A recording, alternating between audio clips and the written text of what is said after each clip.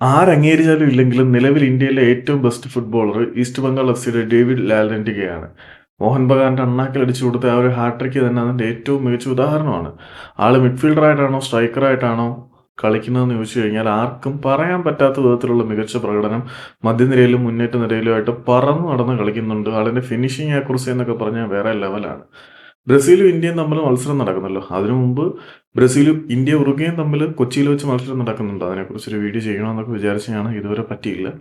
അപ്പം ബ്രസീലിനെതിരെ നടക്കുന്ന മത്സരത്തിനെക്കുറിച്ച് ഒരു മാധ്യമപ്രവർത്തകൻ ചോദിച്ചപ്പോൾ ലാലന്റിക പറഞ്ഞത്, ഏതൊരു ഇന്ത്യൻ താരത്തിന്റെയും സ്വപ്നമാണ് ബ്രസീലിനെതിരെ കളിക്കുക എന്നുള്ളത്. എനിക്കും അത്തരത്തിലൊരു സ്വപ്നമുണ്ട്. പക്ഷേ ഞാൻ ആ മത്സരം കളിക്കാൻ ടീമിലുണ്ടായിരിക്കുമോ എന്നുള്ളത് ഒരു ചോദ്യചിഹ്നമാണ്.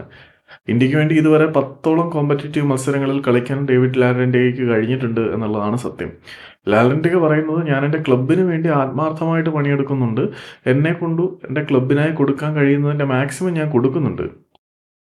പക്ഷേ നാഷണൽ ടീമിൽ ഞാൻ വരുമോയെന്നറിയത്തില്ല. ബ്രസീലിനെതിരെയുള്ള ടീമിൽ ഞാൻ വരികയാണെങ്കിൽ ഞാൻ എൻ്റെ മാക്സിമം എഫേർട്ട് കൊടുക്കും എന്ന് ലാലന്റിക പറയുന്നുണ്ട്. ലാലന്റികയുടെ വേറൊരു കാര്യം നിങ്ങൾക്കറിയാമോ? പുള്ളി ആദ്യം മോഹൻ ബഗാൻ സൈൻ ചെയ്തതാണ്. മോഹൻ ബഗാന്റെ കൂടെ ട്രെയിനിങ് സ്റ്റാർട്ട് ചെയ്തിട്ട് മോഹൻ ബഗാനിൽ തനിക്ക് അവസരങ്ങൾ കിട്ടില്ല എന്ന് മനസ്സിലായ ശേഷം ആള് ഈസ്റ്റ് ബംഗാളിന്റെ കൂടെ പോവുകയായിരുന്നു. ഒരു പ്രീ കോൺട്രാക്റ്റിൽ നിൽക്കാനാണ് ആൾ തീരുമാനിച്ചത്. കാരണം അവസരങ്ങൾക്ക് വേണ്ടി എപ്പോഴും സാക്രിഫൈസ് ചെയ്യാൻ മനസ്സുള്ള താരമാണ് ലാലന്റിക. അങ്ങനെ ഒരു താരത്തിനെ അവഗണിക്കാതെ ടീമിൽ എടുക്കണം.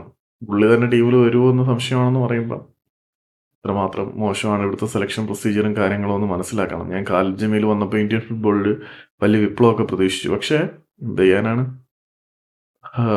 സ്ഥിരം ഫേസിനെയാണ് ഖാലിദും എടുത്തുകൊണ്ടിരിക്കുന്നത്.